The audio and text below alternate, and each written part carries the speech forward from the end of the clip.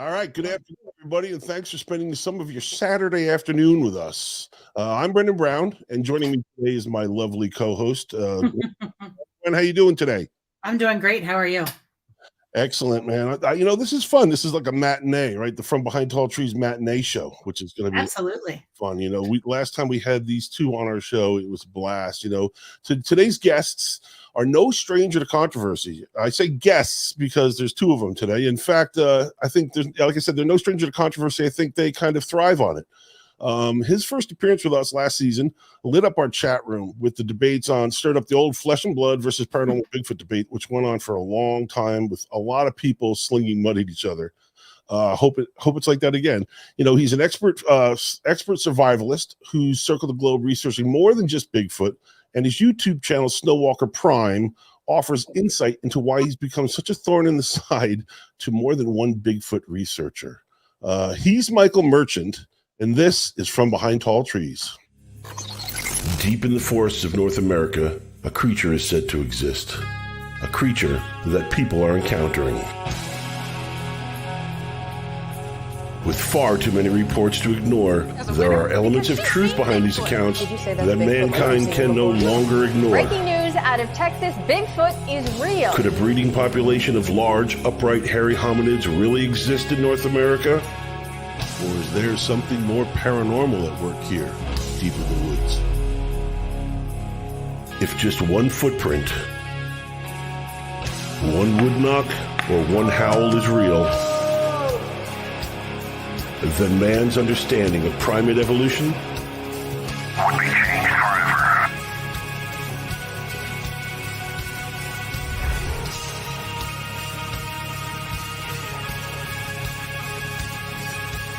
Join the Catskill Appalachian Research Collective as they delve further into the mysteries of Bigfoot and other paranormal phenomena through the eyes of witnesses, investigators, critics, and skeptics.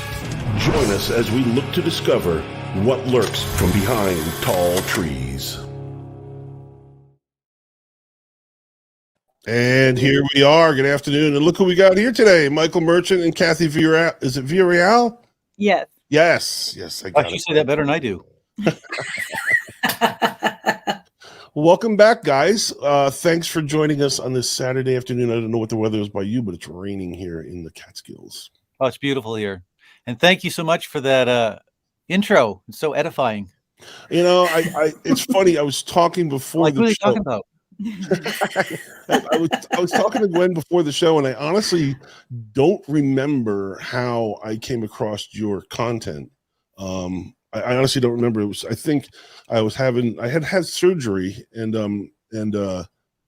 we'll touch on this later. And I was laid up in bed for a long period of time, and I was going through stuff and kind of poking around. And I think somehow I found your channel, and I found it so goddamn entertaining that I was an instant fan. I subscribed and I started watching all this stuff. And then I actually sent you a message about asking what camera you were using to record the show or record your footage.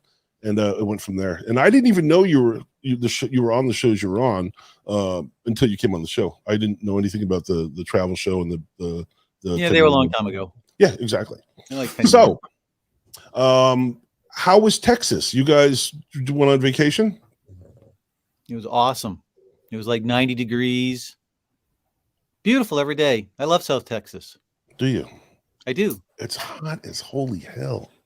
The south of there, Kathy found a video. They were talking about all these weird paranormal, including Sasquatch. I know some people are going to cringe when I say paranormal and Sasquatch in the same sentence. Oh, come on. That's what they're tuning in for today. What's that? That's what they're tuning in for today. We'll see. We'll see if anybody tunes in. Go ahead. So go ahead. You were saying, I didn't mean to just cut you off there. So South Texas. Well, I do find it interesting because you're down there. It does not look like Sasquatch habitat. It's very arid and dry. It's predominantly mesquite, which is like this weird twisted alder. To compare something from Maine, it doesn't get very tall, like 20 feet tall. So it's all gnarly and it just doesn't seem. Although there's a lot of large herbivores there. They have nilgai, which are an antelope indigenous to India that were imported down there. I think like 1920s or something. They escaped, and they're really like 800 pounds. Oh wow! Do they have a nilgai season? Like you can hunt them like deer? Well, they hunt them as an exotic on the ranches down there. I'm not Yeah. sure what the season is like on, Texas is weird that way, man. The exotics, I think they can hunt them anytime they want. Well, I know they have a terrible hog problem, right? I think Yep. did you see any of that while you were down there? Where what were you guys doing down there, if you don't mind me poking into your vacation thing? Were you guys at a wedding? Were you sightseeing? No, Or we were you doing chores. We went to go help out at my aunt's ranch and doing some. So we were just doing family stuff. Okay. Yeah. We No- chainsawed nothing- a trail through Yeah. 50 acres of mesquite. So you were doing down there what you normally do up in Maine. It was pretty much except it was 90 degrees and it's on somebody else's property doing it. Yeah. Right. A lot of fun. Yeah. It's so you were on last year. I was looking at all the stuff about last year, and you were actually on 420 last year, April 20th. So smoke up if you got it. So since then, I wanted to catch up and see how last year went. Do you have any new? Let's get the Bigfoot stories out of the way early because we have a lot of stuff to cover. Tell me about what happened last year after our show, after April. Any good stories to tell us? What did happen? Well, we had a girls camping thing. My friends and I, we went Oh, out that's to right. this. I've been trying to cultivate a spot in which we could do some interactions, Mhm. and it did work out. I don't know if I told you guys about this or I don't even remember. So we went out there the first time, made offerings and did what we did, but it was just girls only. And then about a month later, we followed it up, and we did have some interactions. Like one of the ladies actually saw something, like it's a shadow, like the black shadow moving in through the woods, that type of thing. And then there was different sign, like finding a feather right straight in the path. And then at night, I did have what I heard was like, it was kind of scary. And I'm not even into the scary Bigfoot thing, but because we were camped by this creek, and I heard like the huge like steps. I thought it was like maybe a moose going through the creek, splashing in the water, and it wasn't. And so the next thing I know, it's like this, I feel like this energy just come inside me, and like brilliant gold. I saw brilliant gold with my basically, and my eyes were closed, but yet I saw gold. I saw this brilliant gold, and I heard like a little bit of a voice, but I couldn't understand what it was saying. And I don't know if you guys are familiar with that type of thing where the energy will just come right inside you. This is more along the paranormal Bigfoot or whatever it is vein. So that happened, and that was I think that was pretty successful because I went there with the intention of interacting and making connections to see if I could go to a new place altogether and do that on my own without him, to do it on my own. And I would have to say that it was a success. But we went out there one time, and there was not as much happening at that time. It was a lot of mushrooms though. Yeah. It was covered in mushrooms. It was awesome. But what was Do you the wild mushrooms? You pick them? You pick them and eat them, like for household mushrooms? The edible ones, yeah. Yeah. Well, obviously. You don't want to eat the non-edible ones. No. Captain Obvious here today, folks. Go ahead, Kathy. Still going, yeah. He's still alive. No, the mushrooms, they have a lot of medicinal benefits. They're really healthy for you, and in the right time of the year, they're very prolific. Like you can get a lot of weight in mushrooms in the forest pretty easily. So one area in the ground was just covered in all different types. That's amazing because where I live in the Catskills, we hardly. I mean, I have a couple of friends that are families that find wild mushrooms and pick them and eat them, but around where I live, you see mushrooms. It's very few and far between. Well, you might also not be like, they're kind of cryptic, and it's one of those things where you have to have that pattern kind of instilled in your brain, and then all of a sudden you'll see them everywhere. Because I've asked people that, like, they'll be in an area, I'll go, "Are there any mushrooms in there?" Like, there's no mushrooms in there. And you'll go in there and the place will be carpeted in mushrooms. But if you're not like, your brain isn't got that pattern recognition wired in, That's true. you're just not going to see them. Now you were talking. Now you were. Let's back up just a second, Kathy, because you were talking about kind of the gold, the paranormal Bigfoot thing, and I saw Gwen's eyes kind of light up a little bit. So, Gwen, why don't you introduce your experiences to Kathy and Michael, and see if it kind of links up, because she's been having some strange shit happen on her property as well. I've been having some really crazy things happening. I hear whistling and you run outside, there's nothing there. One night we were woken up in the middle of the night to what sounded like metal being ripped off my house. So we go outside, there's nothing, and there's no damage to the house. The dogs will I have 2 bloodhound puppies, and they'll just be laying on the floor sleeping. And then in a second, they're at the door, clawing, barking, scratching at the door. And I let them outside, and they like cower on the concrete. They won't go out in the yard, and I'm searching the yard with a flashlight. Nothing. I don't know what's happening anymore. I can't find. You got visitors, you know. Yeah, it's absolutely crazy, and it's continuous. Yeah, like for the last year and a half, it's been absolutely. I think that's fantastic. What a gift for you. You know. I know. Well, sometimes I think it's a gift. I'm very happy to have her in the group. She's part of the, she's fully part of our executive board of the Catskill Appalachian Research Collective. But I've yet to be down there to investigate a property with her, and I'm really looking forward to it. And I trust her as a sane human being, not to be fabricating these things in her mind. And I speak with you, Michael, and I speak with you, Kathy, and you two also seem like very level-headed, sane human beings. That aren't going to create this fabrication just for attention. No. Well, no, it's not a fabrication, but the problem is, because this is all the woo, right? The psychic train. Yeah. And I know if Steven's watching, he's just cringing because. I hope so. Well, hi, no, Steven, if you're there. It's really science.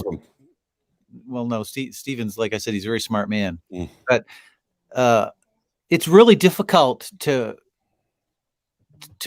prove. When you're talking paranormal stuff, it's notoriously difficult to prove, right? And it's surrounded by so much hokery and mischief and shenanigans but people have reported it for a long time. The skeptics don't really like it because it's like, well, it's hard to duplicate, right? You want a duplicatable, repeatable experiment. You want to be able to go in and method, yep, every time, and you don't get the same results every time with paranormal. And people are very prone to, like, we know people hallucinate. Mm-hmm. People do, right? I mean, right. I'm not saying that we're hallucinating, but that's a known fact that people hallucinate, and that's been established and documented, and you can prove that people hallucinate. So it's easy to turn around and say, well, it's in your head, or you know where I'm going with this? Like, yeah, exactly. I mean, a lot of people hard evidence, right, to support your story. Right, and I think I think we spoke about this when we talked last time. Is when I started, I hunt, and I grew up in a hunting family, and I grew up in the middle of nowhere, and I traveled for a while, but I'm back where I grew up, and I believe in hunting for sustainability and eating what you kill, and bear hunting and deer, white-tailed deer hunting and fishing around here. So when I started researching the Bigfoot phenomenon, I was an aper all the way, right? I was a fleshman, but it's got to be a monkey in the woods. It has to be, because what else? But that being said, the more information I've come across, the more books I've read, the more people I've spoken to, and the more I've had the time to think about this, there has to be something more to it, because just a 600-pound gorilla in the woods of North America would have been killed or shot by now. Squished by a semi and put in a box. Exactly. And broken it with a stick. I went on this show, this show a couple weeks ago. I was a guest, and and there's a lot of people that have the conspiracy theory now, right? If you're an aper and there's no body, you've got to back up your conspiracy theories, right? You got this Mount St. Helens eruption killed all these things, and then the army moved in and took all these gorillas, The Bluff Creek massacre. There you go. Same thing. And I asked MK when he was on the show, and I I get along with MK Davis. He's a Oh, I very, like MK, but I very think nice guy. that's We do theory become quite is close friends. nonsense myself. Right. We agreed to disagree. But I asked him, I said, listen, with all this stuff, don't you think you'd find one bullet casing, one round, one something? And he said, well, I found something, but I forgot to bring it back. And there's always excuses like that. And, you know, so it's tough, right? It's tough When because, you able to dig the bodies up, didn't they claim that they killed a bunch of them and buried them right there at Bluff Creek? yes. Yeah. So, like, go there and dig them up. Like, if that's the story, there should be bones there. There should be bodies. Mhm. I honestly don't know. It's tough to talk to somebody like that because I had to take, that was the last show I did last year for a while because I had to take, he was late for the show and we do the live show and I kind of stress, right? But he was late and then we did the show and I was so wound up because you're talking to somebody and you know that 99.9% of the stuff that's coming out of him really isn't accurate. Let's just call it that, right? I'm trying to play nice here. Or it's not been verified or. Right, exactly. And it's frustrating because when you get that kind of turned me off of doing anything about Bigfoot for a while because I was just like, is everybody really fucking like this? Is everybody completely batshit crazy? He's very talented with video enhancement, though. I love the work that he's done on you know, like on Patty. Well, and you realize what he did is he did that frame by frame. Right. I've got software that I could do it with. No, he put a lot of effort into that. But it stretches it and it makes it weird proportions. He put an enormous amount of effort into that. Mm-hmm. And it came out, it's still, I think, one of the best representations of the stabilized version of the Patterson Gimlin film. Right. Yeah. That's what I'm saying. He's very talented man. Yeah. So back to the experiences. So do you think Gwen and Kathy, this is for you guys, do you think that women have maybe a more in tune with the Bigfoot phenomenon than men are? It kind of seems that way, that it's maybe, and it's not maybe because it's women, but maybe it's the nature of women. Maybe we're just not that threatening, you know? So, and maybe we're a little bit more open. I don't know. I think we're more in tune to our What are you looking at me surroundings. for? Exactly. I don't have any input on this. I don't know. You have opinions about everything, though. So I don't have an opinion about this. I'm smart. I don't. Now, and a lot of people out there, I can see it because I know what's happening and I know who's showing up in the chats now. Have you physically seen something that you can say was definitely a Bigfoot? Physically seen, daytime, nighttime. We saw something that was 15 feet tall. Like, I don't know what it was. So walk us through that if you could. Oh gosh, I mean, that would be a great story to hear. I'm sure you told us last time, but I would love. We have a whole new bunch of fans. We have Gwen, and so I'd love to hear the story. Well, Lady K and I was camped out at this lake where the campsite was, and we were the only people there. Mark was there. My son was there sleeping in the car. You could look down to the pond, and there was a bunch of large hemlocks. So we're up here, and we're looking down, and there's these hemlocks, a bunch of hemlocks, and you can see behind them, right? So we started seeing, because the pond was back there, and there's little ducks. We were looking out, watching the ducks and shit. And it's getting towards twilight, and we start seeing this. Like a visual disturbance kind of pass between the trees, which when I first saw it, it was almost like one of those floaters you have in your eye, but not quite, right? I mean, it was enough that I saw it and I saw a couple more times and I said to Lady K, I was like, are you seeing any? And she's like, yeah, like I'm seeing something down there. And I don't know, this must have went on for like 10 minutes or so, right? I mean, it went from left to right, and it was down near the pond, but it kept going from between trees to trees. Well, finally, at some point, when it got to the far right, like this huge, solid black, like person, but it was oddly shaped. Like its head seemed kind of small for its shoulders, seemed really huge, and it didn't like have a neck, and its arms seemed, disproportionately long for human. So I mean, it's the kind of classic Bigfoot description. And it went from one hemlock tree to another hemlock tree. Well, the thing was, we never saw it go behind the hemlock tree, and it was too big to be hidden by this hemlock. These hemlocks were, you could get, you can put your arms around them. I mean, they're good size, right? Mhm. Probably 70 feet tall, 60, 70 feet tall, something like that. And so it appeared to have come out of a tree, cross that gap, and then go into another tree. Like it didn't come out behind the other tree that it went behind. Yeah, and then he made me he made me walk down there. Yeah, I said, go down there, Yeah, so we can see how big the. If you wanted to judge how tall it was, so he said, you go down there, you stop, and then so that's She's very courageous. She scooted right down there. This thing was 3 times her height. Well, now what time of day was this? Big. This thing was like, Well, no, not 3 times because I'm 5'5". Yeah, I'm saying this thing was like 15 feet tall. Oh, okay, well, never it was mind. I huge. stand corrected. Like it was so large that distance. I was so shocked at seeing. And the thing is, when I saw it, I can remember that I went like I had been ignoring. He'd been talking about it for a while. I said, "You see this?" And I had been kind of ignoring it because I was putting away camp stuff. I was working, and then I finally did look, and it was tall and huge and a big black shadow that and this is the thing with the phenomena, they slip between trees and then they kind of disappear, and so it was, I mean, it was awesome. It was awesome, and that night I was actually hammock camping by the pond, closer to. No, you pitched your hammock right where we saw the thing. To the left of it. Well, I mean, but right down near the water. But that part matters. No, but I gasped. I actually drew in air and gasped. I remember when I saw it, and I looked at her, and I was like I couldn't even, I'm pretty vocal, like I'm pretty able to talk. Right. Like stammering. I didn't even know what to say to her after seeing this. It was so shocking. And we immediately went down there because I'm like, well, this thing has to be right there. There's no way it could have went anywhere. It's like it has to be down there.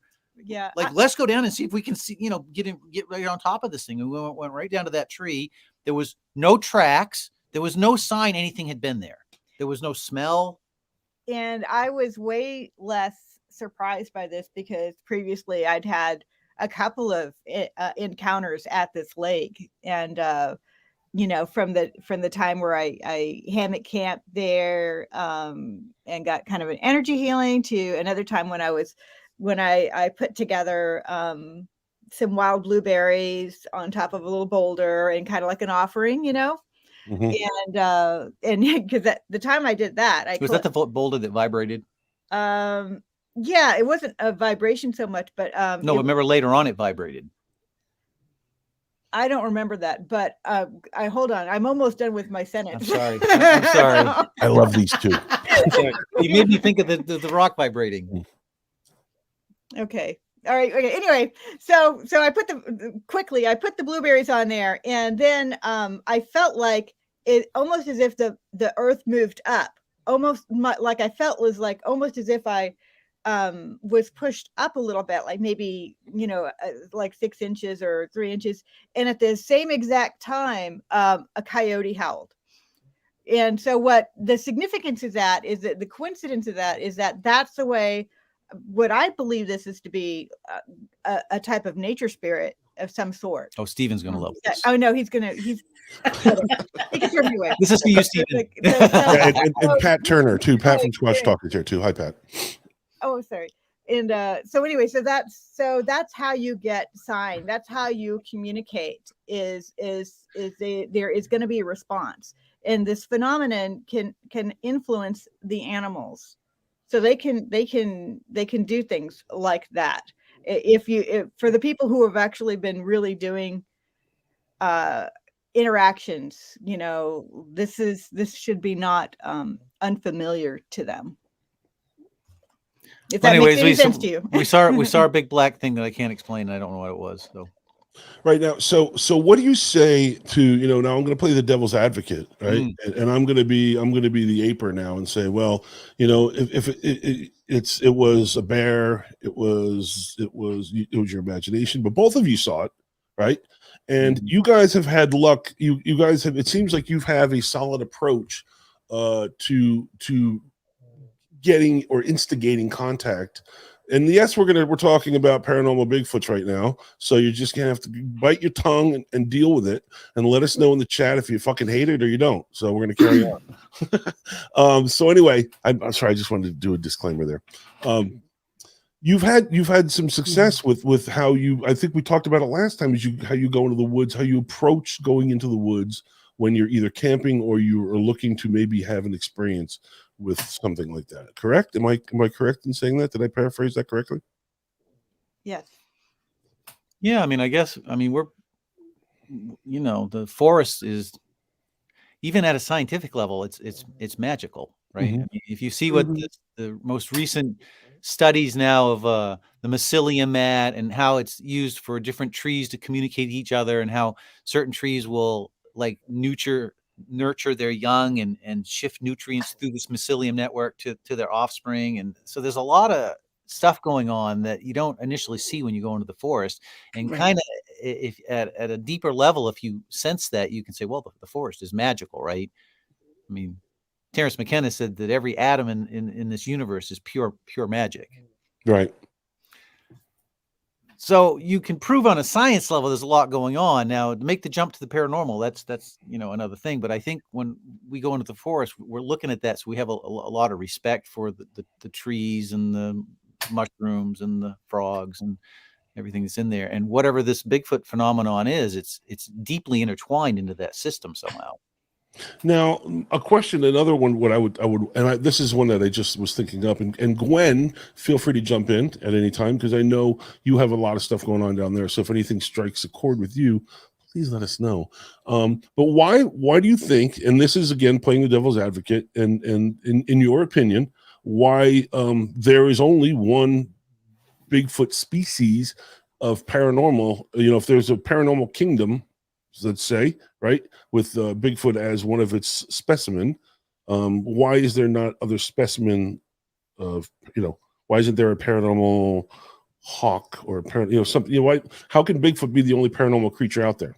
Well, it's a good question, but I think if you look at the stuff that people report, they'll report thunderbirds of various sorts, right? It's interesting that most of the things that they report are found in the fossil record, but don't exist anymore. And some of the thunderbirds that people report will have this strange, like luminous quality to them, or they'll glow. Some people have suggested that it's some kind of time slip going on. Of course, there's no proof to prove that. But people will report that. They report sea serpents, dogmen. There's even people who reported goatmen, which is really, really bizarre. So you do have a variety of different Mothman, right? The Jersey Devil, Mm-hmm. Hoedown or the Hogog or whatever it is that's up there in the Pine Barrens. It's some kind of critter with like tusks or something. I don't know if I'm pronouncing it right. I'm sure somebody will know what the hell I'm talking about. Yeah, Charlie's cornucopia. What's that? Charlie's in there. Charlie's our guy. He's from Jersey, so maybe he'll think, right? Hoedown or the Hogon. But there's a whole cornucopia of weird crypto strange creatures. In the case of the thunderbird and the pterodactyls, they're found in the fossil record, but a lot of those things are not found in the fossil record at all, right? Right. I mean, we don't have any bipedal canids, you know, dogman, werewolf. There's nothing like that in the fossil record to ever suggest that those things were bipedal. But yet we have people reporting these things. So you do have a lot of weird, and it's interesting that the things that they're reporting oftentimes will have red glowing eyes. Right? They'll do different tree knocking, rock knocking, strange things, clawing at people's cars, clawing at people's houses, banging on the side of houses. So the phenomenon is interesting, and there's a lot of consistencies to it. Yeah, we have none of these things have been squished by a semi and put in a box. No, they haven't. And none of them show up on trail cameras, really. I mean, people argue there's some trail camera photos, but basically there's no video footage of these things. I think Gwen is stuck there. I had to kick her off. Gwen, if you can hear me, sign out and sign back in, darling. I think you're froze up there. So yeah. So, you know, that's the thing. And I understand that philosophy and stuff like that. What I don't understand is a lot of, you know, Bigfoot seems to be quite popular right now. And I think there was just a conference, the Ohio Bigfoot conference, where there was a lot of big speakers.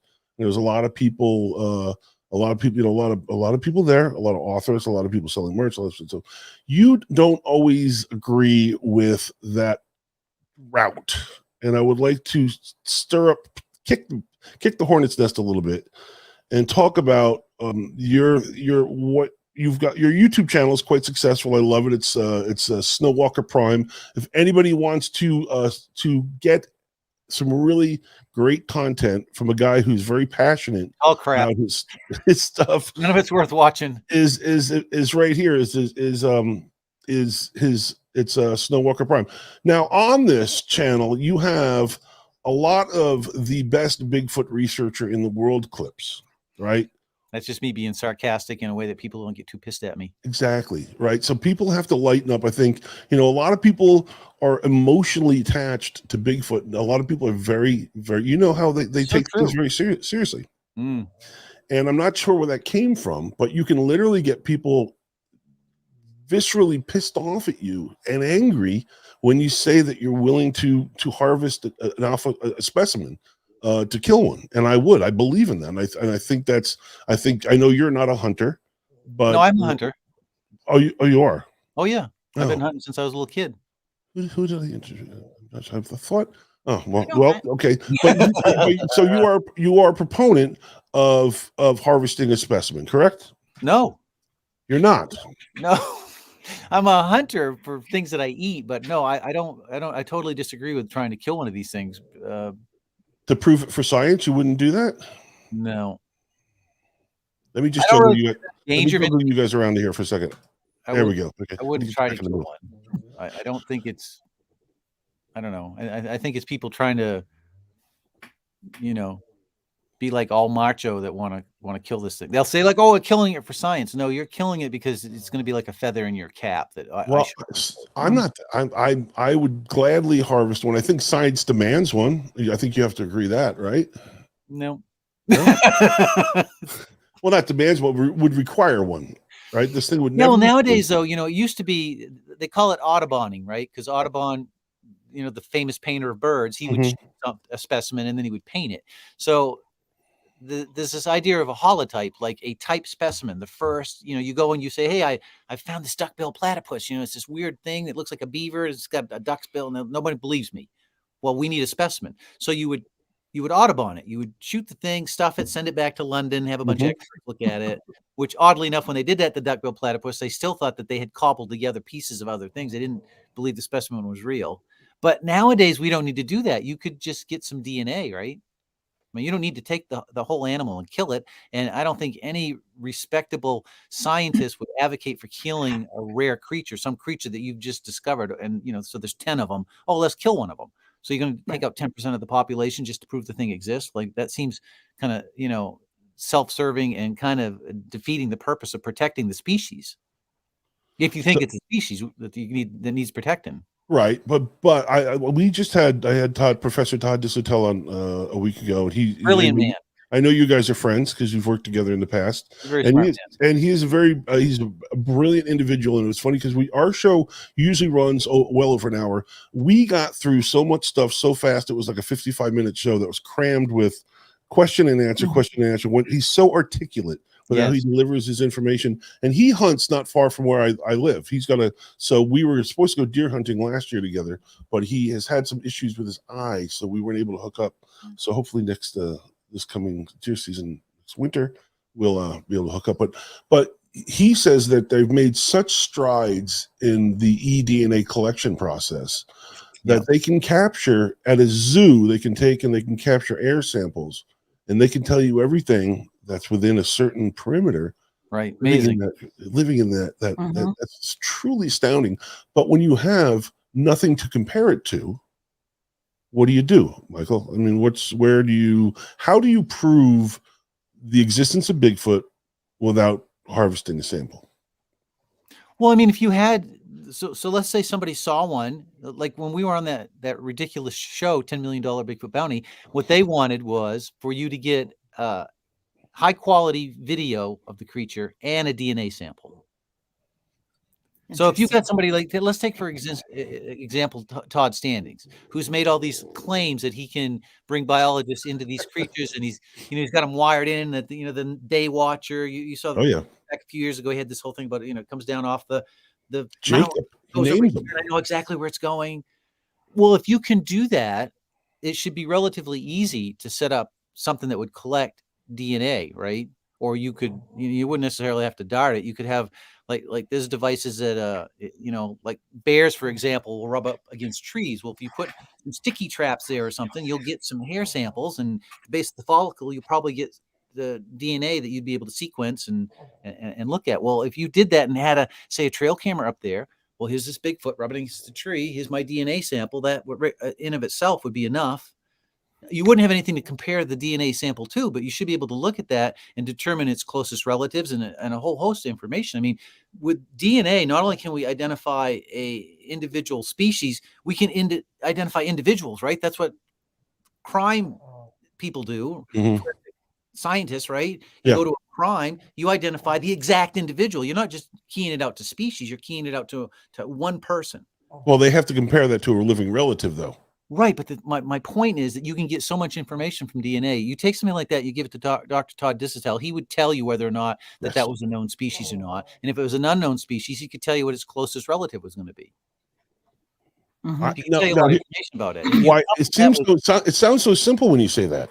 It does. Well, it should be simple. That's the thing that the apers, they've got a lot of puzzle pieces missing. If you're an aper and you're suggesting this thing is a relic hominid or Gigantopithecus or some kind of physical, solid, physical all the time creature roaming around, eating and pooping in the woods, well, you should be able to get it on trail camera. You should be able to collect scat, and you can get DNA from scat too. That's another place you can get DNA. There's remember a few years ago they had that I forget what the show was, but it was up in Canada there, and the Bigfoot stepped on a nail mat. They put the nails out to keep the bears away from camp. It was Monster Quest or something like that. Monster Quest. So they had gotten blood off from that, and I think when they sequenced it, came back as being fungi and bacteria. So they just figured it was contaminated. Of course, I kind of spoofed and said, well, maybe Bigfoot is bacteria and fungi. Like, it's a chimera. It's a plant person. It could be. I mean, that's partly in jest, but I mean, we know so little about this that I'm not going to be quick to jump to say, oh, it's primate. It has primate behavior, and it does things that are consistent with what primates do, but birds fly like bats, and bats and birds are not the same, right? Now, when you saw that daylight, that was a daytime sighting, the 15-foot tall. When it was passing through, was it almost like an energy was passing through the trees, or was it like a translucent thing, or how could you tell it was going from tree to tree? It was kind of like a heat mirage type of. Yeah. Okay, that's. Or I compared it a little bit, but with black. Well, no, it turned black at the end. Well, when I saw it, what I saw was black going from tree to tree. You did? Yeah, but I saw it after you kept on saying it. So see, I only saw it go black between the tree one time. The other times it was a little bit like out of the Predator movie. That shimmering, you could see there was something, but it happened so quickly, and you're like, what was that? Like, I'm not jumping to thinking. I mean, I was thinking, well, it's a floater. It's something going on in my head or in my eyes or whatever. I'm not, oh, that's a paranormal thing that we're watching down there. Like, it shocked me when it turned solid because I wasn't expecting that. Right. And I didn't think that there was this huge, we'll use air quotes, right? Huge Bigfoot that suddenly went from being like cloaked. I hate saying that, but I can't believe it. 10 years ago, I would have slapped myself silly for saying stuff like this. But I mean, it was, translucent, invisible, a heat mirage, a predator cloaking thing from the movie. And then all of a sudden it was this solid black object that was impossibly huge and didn't leave any tracks, didn't leave any sign that had been there. Now, Gwen, you've had some sightings as well, some strange sightings. I know you had some weird stuff going on at your house, but why don't you tell Kathy and Michael about your sightings? I initially, in February of 2021, is when this Bigfoot thing kind of blew up for me, because I actually saw this large black figure walking across the field. Wow. And could, for the life of me, figure out, like, it shouldn't be there. I mean, I've hunted for all my life, and I've never seen anything like this in the woods ever. And I was like, there's no way that's a bear. Like, I went through all of it's definitely not a deer. It obviously it doesn't look anything like a deer. It's not anything that I've ever seen before. So I just, it's just strange to me but But then I have people that will message me. Of course, they don't do it publicly. They do it privately because they don't want people thinking they're crazy. But I get stories from them similar, I saw this, I heard this, I went out there, nothing's there. So I don't know. I had an episode, I was actually on a BFRO outing and was in the middle of a logging road with trees on both sides. I heard something walking, put up the thermal camera, and couldn't find a single thing. And it sounded like it was literally 10, 15 feet away from me. Like I probably could have just walked out there and touched it. And I couldn't find it in the thermal imaging. There was nothing there. But there was nothing. There wasn't a squirrel, a chipmunk. There was absolutely I know nothing. exactly what you feel like, because early on when we were going up to this mountain where we go quite a bit, I had a similar thing early in the morning. I got up and I'm walking down the road and I hear this thing paralleling me in the woods. Like huge, and I'm looking in there, I'm thinking, well, if that's a bear of a moose, it should be right there. Right.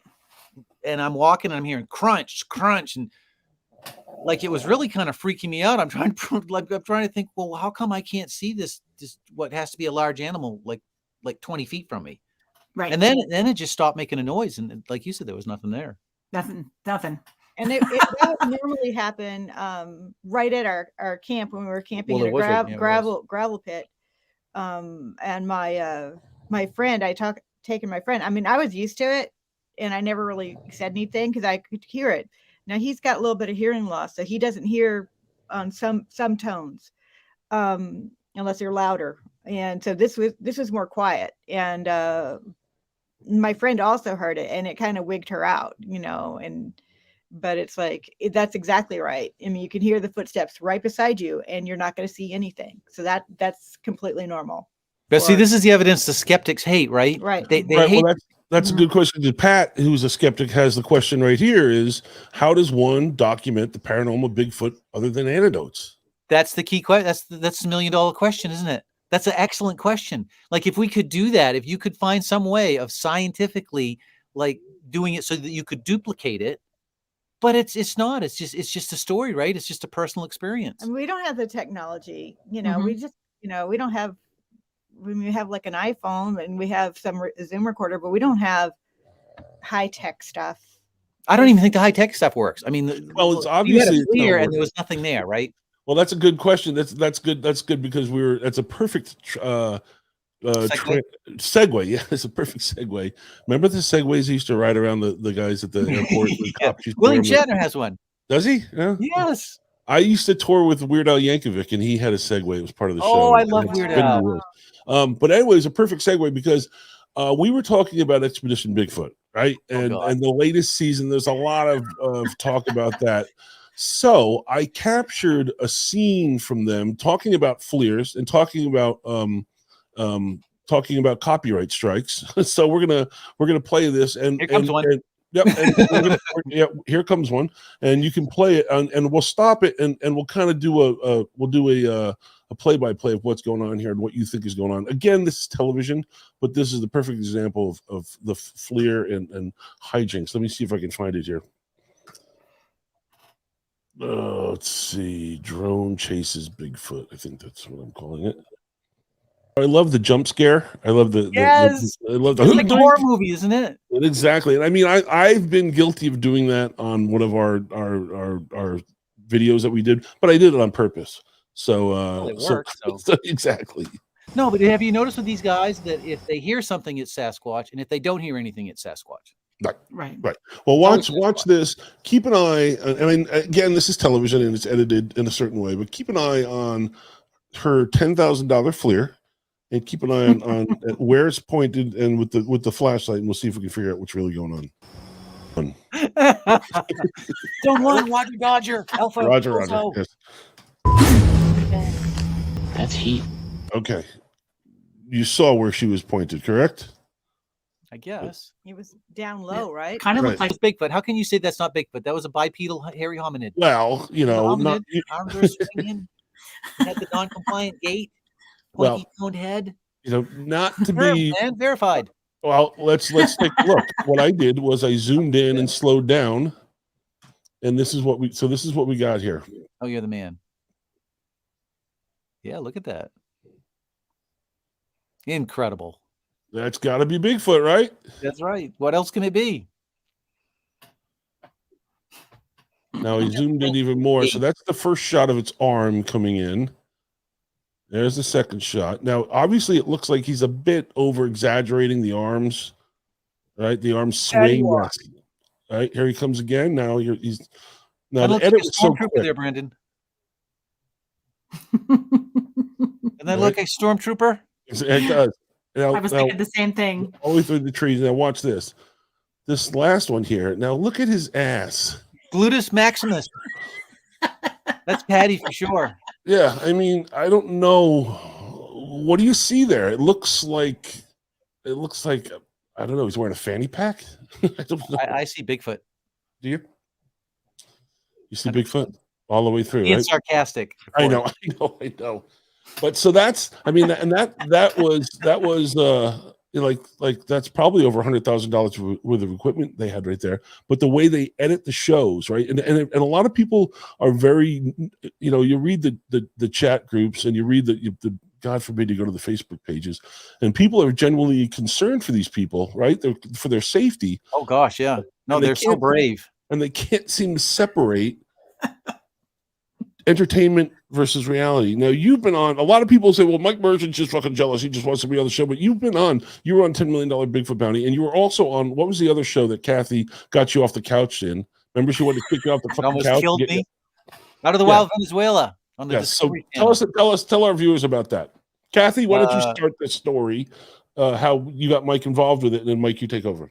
Okay. I got Michael, we were first dating, I guess, and he was spending a lot of time on the couch playing video games on my couch, just playing video games, and not really it was kind of irritating to me. And so I saw on Discovery, they had a banner ad at the bottom about, this Out of the Wild Venezuela. So I encouraged him to sign him. I signed him up actually, because I'm actually the one who did it.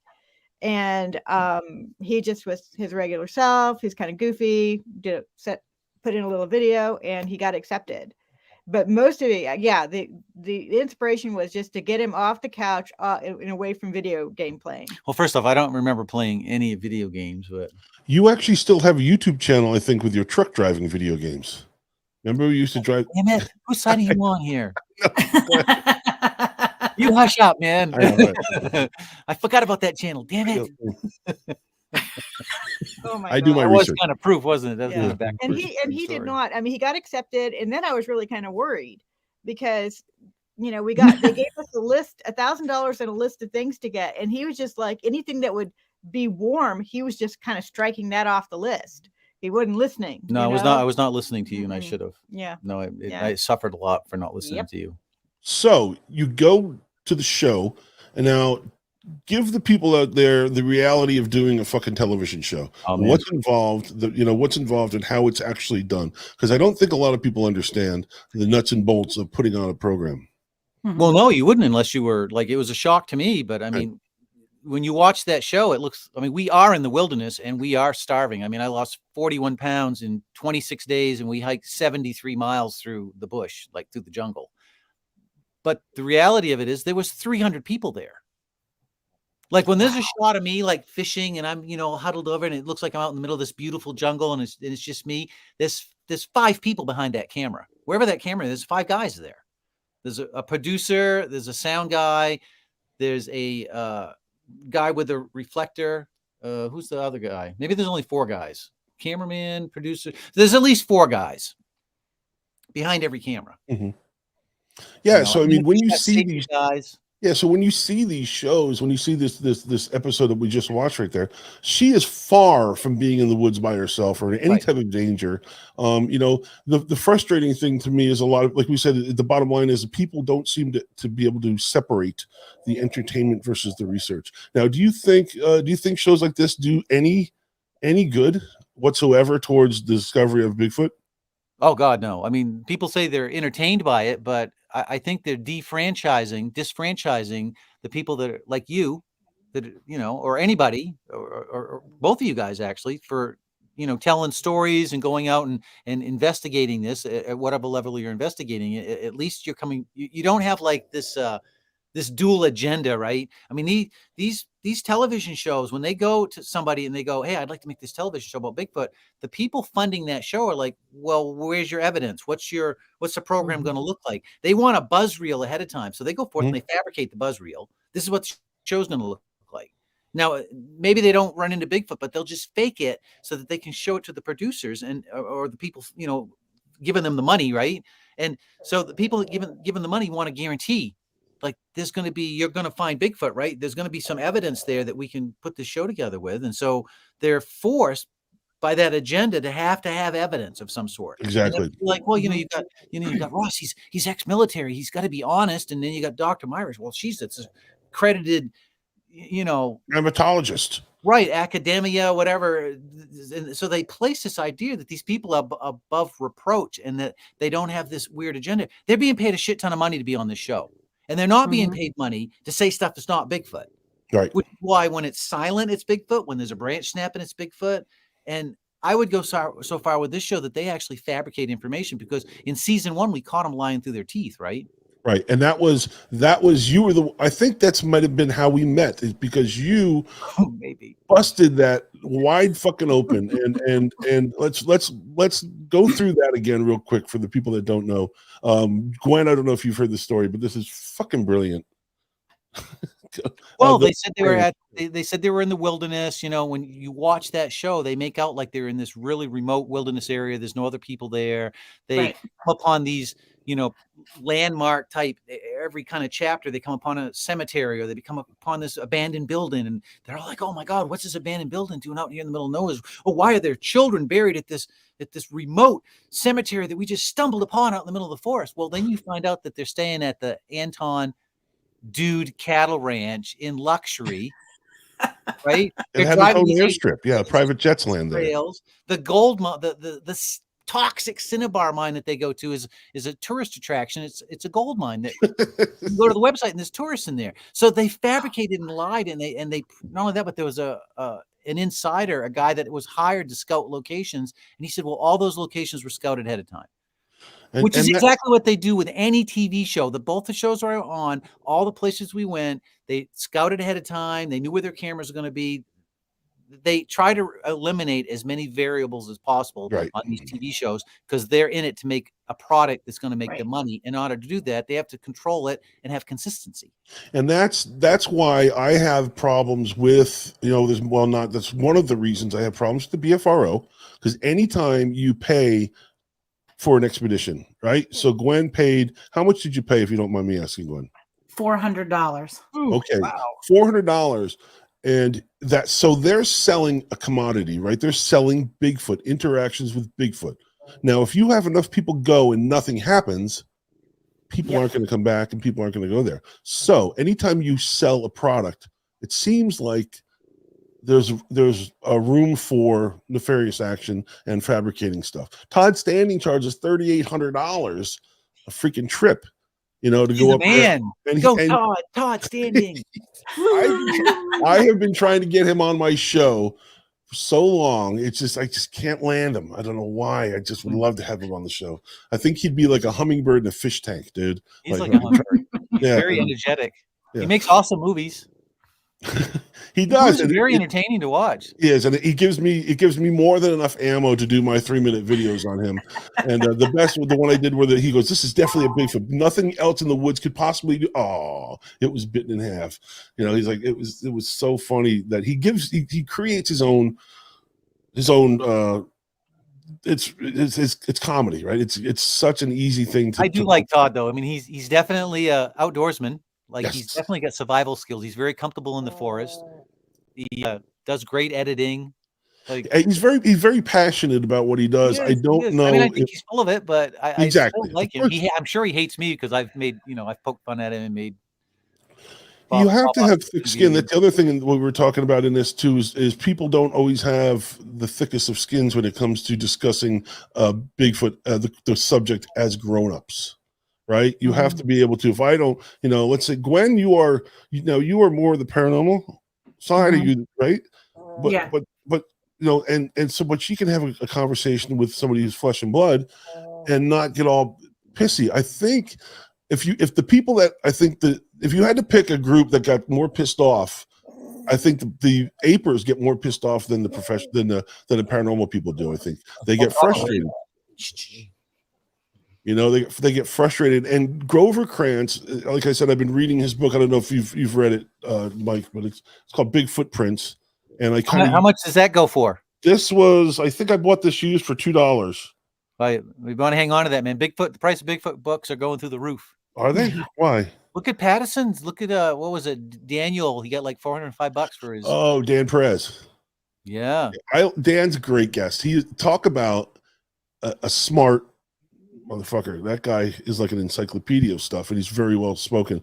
But this book, he makes it. He talks about, he breaks down the hunters, the people that are looking for Bigfoot. And he says that the novices are simply looking for Bigfoot. I'm going to read here because I want to get the quotes right. The people that are novices are simply people looking for Bigfoot without having any clear idea of what they're looking for or what they would do if they ever found something. They're as ill-informed as they are enthusiastic. Right. And I think that is perfectly Todd standing right there.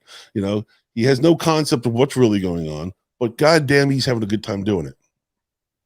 And I think it's just entertainment. What do you think now, honestly, because we're an hour in, do you think it's ever going to be solved with this technology?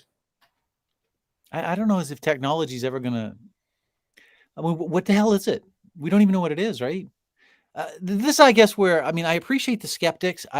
The wrinkle I have with the skeptics is they tend to turn around and say that people are either being untrue, so they're being deceptive, or they're confused. They're hallucinating. They don't know what they're experiencing. And I disagree with that. I think people are experiencing a real phenomenon. I think the problem is that we don't have, or we haven't yet figured out the protocol or the means to turn this into a scientific investigation. It's just a bunch of, like they say, it's a bunch of amateurs. And I would consider myself an amateur because I'm not really, I don't have some kind of hardcore protocol. Right. At best we're making these camping videos where we're camping. But things happen. Things do happen, and put the spooky music in there. No, I know things happen, and we're not fabricating anything. I mean, we're when we come back and you think I want to tell people I saw something that was invisible turned visible? Like, no, I didn't want to tell. I don't want to tell people that story. I'd much rather tell them that I saw some physical creature and I, got it on trail camera. I mean, then you wouldn't be as ridiculed. You get ridiculed, or your sanity or your ability to perceive and properly interpret something that you're seeing gets challenged when you turn around and go, well, yeah, it turned invisible in front of me. Oh, it was there. Oh, you must have saw. Chances are you're going to probably lose a lot of audience when you do that, right? You're going to lose the room when you're talking to a bunch of people. I don't have an audience anymore. Anyway. What I mean, you're talking to people and not audience in general, like audience, but I mean the people you're talking to. People are going to kind of tune you out. If you're at a cocktail party, right? You're sitting there going, well, it depends who you're talking to. I mean, you're going to find some people, like you guys are obviously, interested in the phenomenon, regardless of what it is, which is a scientific endeavor, right? If you don't want to accept information that's being presented to you, and you're going to discredit that information without trying to take it and find out what puzzle piece it fits into, then you're not really looking at the phenomenon. You're not investigating the phenomenon. You need to collect what people are telling you that they're having experiences, and then try to figure out from there what's going on. Of course, the skeptic will turn around and say, well, you can't explain an unknown with an unknown, which I also disagree with, because we know so little about this. How do we even know where to start? Right? You can't prove ghosts, you can't prove dogman, you can't prove any of this shit. But yet you have people reporting these things since written records of them, right? Yeah, people, I mean, it's true. It's monsters. I mean, our fairy tales are full of them. You're getting a hello here, a shout out from Tate Hieronymus. Hey, Tate. I'd like to thank everybody for tuning in. If you're just joining us now, this is a special weekend edition of From Behind Tall Trees with the lovely Gwen Purcell, and then we got Mike Merchant and Lady K, our guest today. We're having a blast here. So that's true. I'm looking forward to, because what I call myself is a hopeful or optimistic skeptic, right? Everything's on the table, right? Because nothing has been solved or nothing has been proven, right? I don't know, but I have problems with some stuff that is presented as evidence, and I have a big problem with tree structures, and I have a bigger problem with these nests that were out west on the Olympic Peninsula. Now, that being said, we have had two very smart individuals on the show. We had Shane Corson and we had Matt Pruitt, and both of those people are very, very very well spoken. Now Matt's from North American Wood Apes Conservancy down in Texas, where you just were, and Shane is up from the Olympic Peninsula. What is your opinion on those suspected nests? Well, I mean, my opinion is really not worth that much because all I've seen is the photos, right? I wasn't able to investigate them on the ground.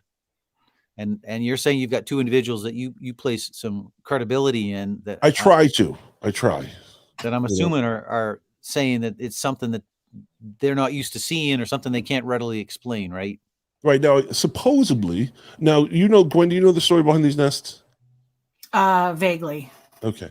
I was hoping that you could tell it. But the problem is, like, what else do you have other than somebody saying, well, it's kind of odd? I mean, I've run across, like, we have a lot of porcupines up here where we're at. And in the wintertime, the porcupines will get in these hemlock trees predominantly. They'll get in some other trees, but for the most part, they'll go to a hemlock tree and they'll eat. They're looking for the cambium layer, the inner layer of the tree that they eat. Well, in the process of doing that, they'll nip off these boughs, these hemlock boughs, and they'll fall to the base of the tree. Well, if you come to that tree, maybe the porcupines have left, it'll look like there's a giant nest under that tree. And you'll have these things that, they've been nipped off, but if you don't know the behavior of porcupines, you might think, oh, well, this is a primate nest. I'm not saying that's the case of the ones they found on the West Coast. I'm just saying up here in the Northeast that, somebody could make that mistake. I mean, if you don't have a thorough understanding of the known creatures in the forest and their behavior and the things they do, then it makes it kind of tough because you'll maybe inadvertently leap. You've discovered something you're not familiar with, and Sasquatch did it. Playing the Bigfoot card right away. Yeah, and that's the problem. There's a lot of people that do the tree structures as another one, where if the thing is 450 pounds, 500 pounds, why is it making this little 4-foot teepee? Right. What is this for? Gwen, what's your? I don't know if we've talked about it, but I don't know what your opinion is on tree structures. Why don't you tell us? I'm quite conflicted, and here's why. I went out in the woods pretty recently in the last few months, and I found a clearly a structure that you could easily go into like a tent, and it was made of trees, and it was very clear that these trees did not fall that way. They had to be placed this way. And then later found out it was a hunter's blind. That a hunter sits in there to hunt. So I don't know. It's just strange to me that, I look out in the woods behind my house and I think, man, Bigfoot's got the most beautiful backyard. Like, that's his living room. Like, I don't know. Like, I don't think anybody has any answers because clearly we don't have one.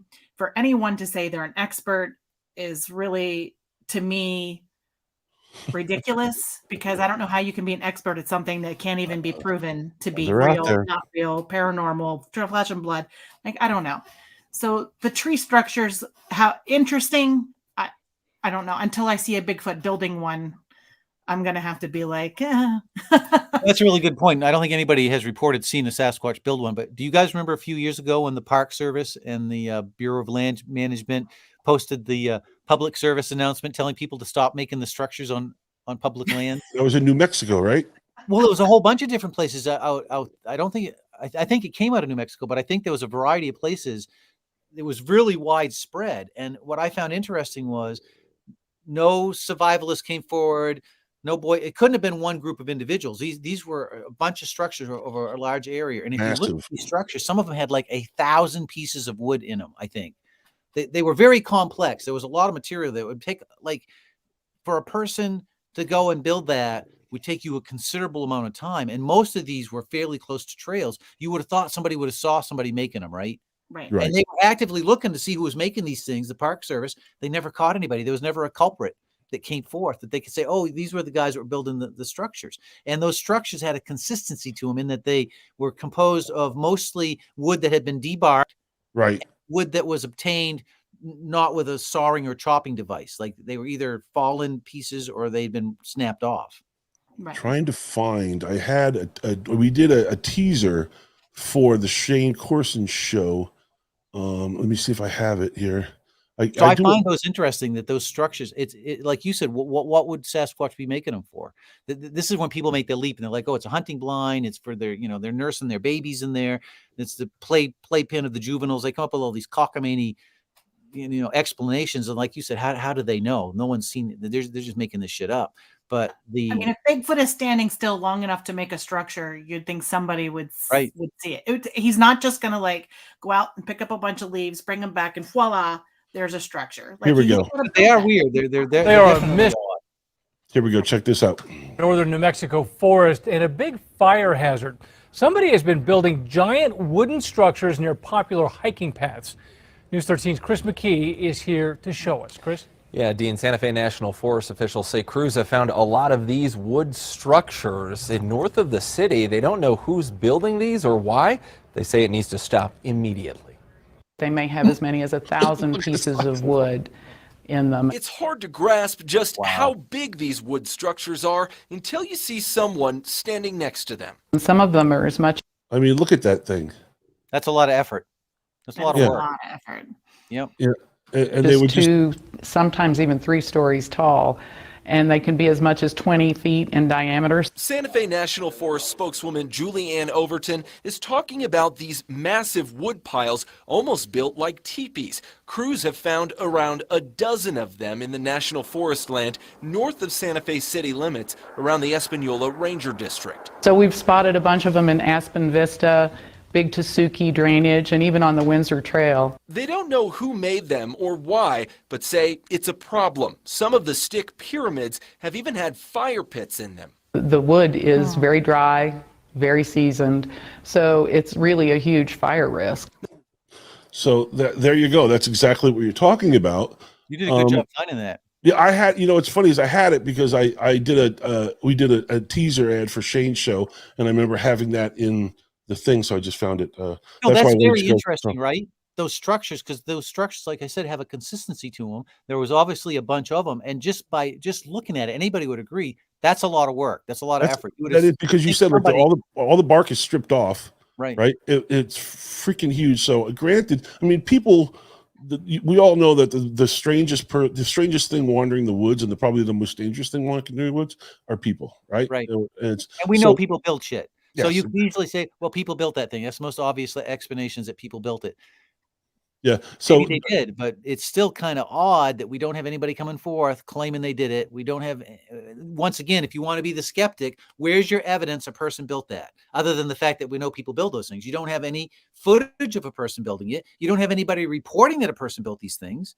And proof, like with the same thing with the crop circles. Remember the crop circles came out, and then they had people coming forward saying, I did it, we did it. But those, then the Irish drunk guys. Right, and then they tried to prove that they did it, and then they had these scientific investigations. Pat Turner from Squatch Talk says that there's a whole community of primitive builders all over the country.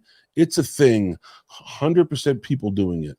That's true, but here's the thing. So, and I totally agree with this guy. He's absolutely correct. There are hundreds of people. There's lots of survivalists. Survival shows are very popular. But you go online and you type in survival shelter, and then you type in Bigfoot structure, you'll get a whole bunch of thumbnails. And for the most part, the so-called, Bigfoot structures, like you said, they don't show any tool marks, and they've been debarked.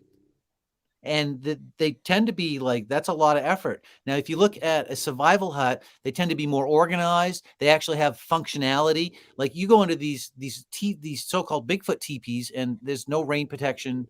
It's just a pile of stuff. You might be able to get in there, but it's not going to protect you from the rain. And yeah, there's fire pits in there. Maybe a person went in there. Obviously, a person went in there and made a fire pit. I don't think the phenomenon is making fire pits, but distinctly different from survivalist huts. The other thing is, in this day and age, we document everything we do, right?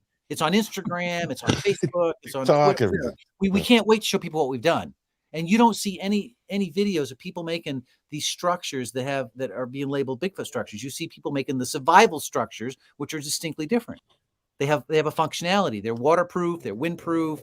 They have it set up so they can have a fire pit in there. Maybe they make a little stove or a chimney. I mean, they're different. Mhm. Now, do you have, Kathy, up by you? Have you guys seen any tree structures of something that would be suspicious? I mean, we talked to Michael about his theory of the tree structures. What's your opinion on the subject? I always hated talking about tree structures because he would bring it up, and I just didn't want to learn. I don't want to hear about it. But I did actually go and look at like a PDF of somebody had put together like some different kind of signs that they believed. And so keeping that in mind, when I did start looking around, I did see some things like a couple of saplings that had been woven between like 3 trees, but then again, maybe it didn't look enough to be like a blind. I don't think it would hide anything. So that was really kind of strange. But then I think the most interesting thing, and I'll give more credence to this, is of course it's going to be all mystical and magical, so people can groan. But The woo will love it. the woo will love it. Exactly. But, okay, so it starts out with him having a dream of the Thunderbird bringing an offering or something. Cattails for the Thunderbird. Yep. So he had this dream, mystical dream. So okay, so we're gonna go camping, and he gets cattails. We go to this. He picks a spot all by this internal, I don't know, motivation. And so he decides, okay, we're gonna go and we're gonna put it in his cave over here. So instead of going the short way, which I would have done, just go straight to it. No, we have to go this roundabout way. And as we're doing this longer way that I would not have chose, it He's come just across poking you, Mike, the whole time. two large, sticks that had fallen down. And sticks, they're not sticks, they're tree trunks that had fallen down in the shape of what that PDF had said were Thunderbirds. So there was 2 symbols right there, huge. I mean, it was like, I don't know, 10 by 10 or something like that. And then a smaller one, maybe a 4 by 4 of the same exact type of structure that they called Thunderbird. And so I saw that. I said, okay, that's strange. And we go there, we do the offering, and then we return. And so we actually car camped just in the car that night. And then when I got out in the morning, the first thing I saw was 2 turkey vultures, wingtip to wingtip, maybe not even a foot between them, which they don't fly that close together normally at all. Right. I've never seen them in unison fly right beside each other. They're usually separate or whatever.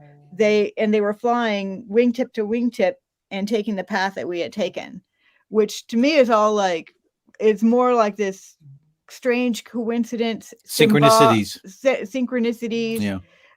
Just as I get up, I see for the first time in my life ever, turkey vultures flying wingtip to wingtip. I've got them. We have about 30 of them that live across the street from me. They come every year, and they live in this big pine tree, right? It's huge hemlock tree, and they're there, and they're a nuisance because you can't shoot them, right? You can't shoo them off your house. They're on our.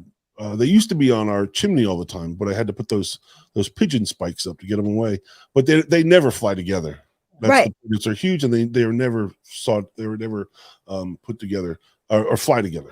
Right. And you have a lot of them there. Yeah.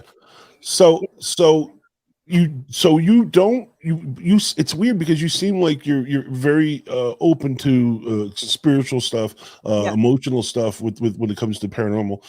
Yet did you take those as a sign? What kind of sign did you take those Thunderbird symbols I took it as confirmation that that communication had occurred, that we followed what they communicated to him, basically. And then what usually happens is that confirmation usually comes between like the other person, you know what I mean, in a way. Wait, back up a second. Can you break that down? I was a little confused on. I'm sorry. No, because I want to understand this, because I think this is very important for people to understand how you work with this, and I find it fascinating. So, I didn't have the dream; he had the dream. But you'll ask questions, and then I suffer.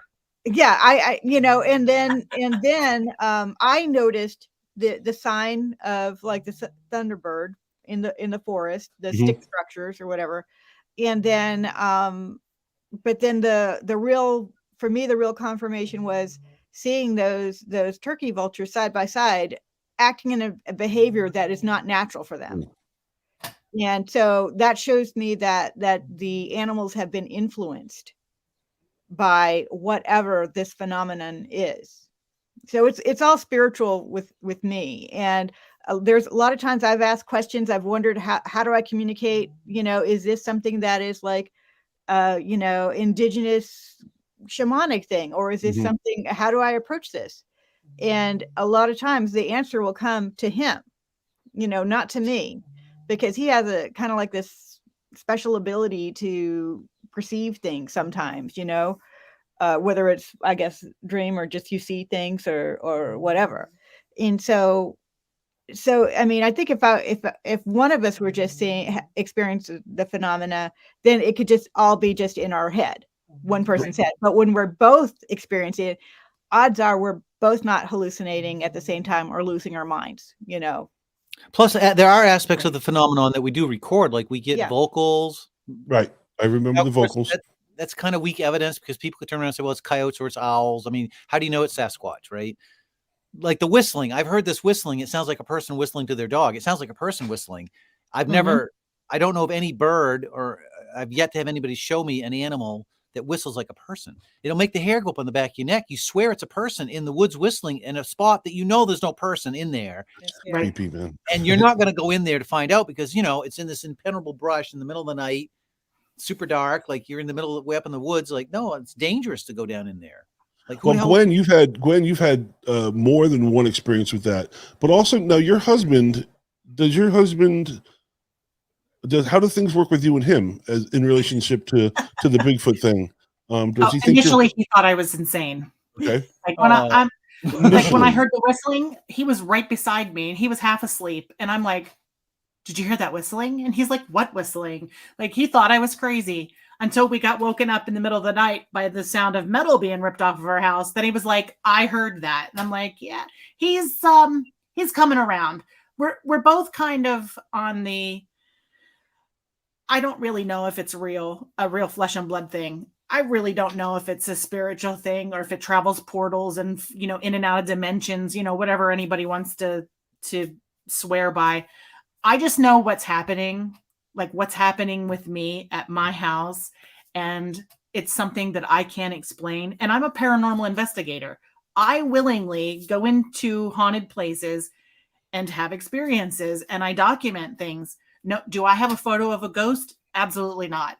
Do I have EVPs? Heck yes. Have I had energy go through me? Absolutely. Like, I don't know. I can't explain. All I can say is this is what has happened.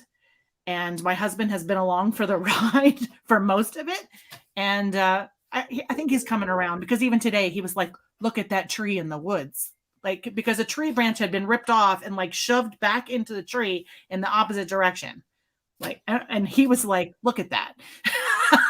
Well, it's interesting that you talk about okay. So we're back to the stick structures again, right? I had an opportunity a few years ago. They were recruiting me for a buzzreel it ended up being mountain monsters, but we went down and we interviewed the people at Scape Ore Swamp. I got to talk to the crop duster pilot who had been privy to lizard man sightings. Like he saw it. He was flying his plane, actually flew over what he said looked like in profile. He said it had like a horse's head. It was all green. It was like 8 feet tall. And when it turned to look at him, he said it looked like a primate.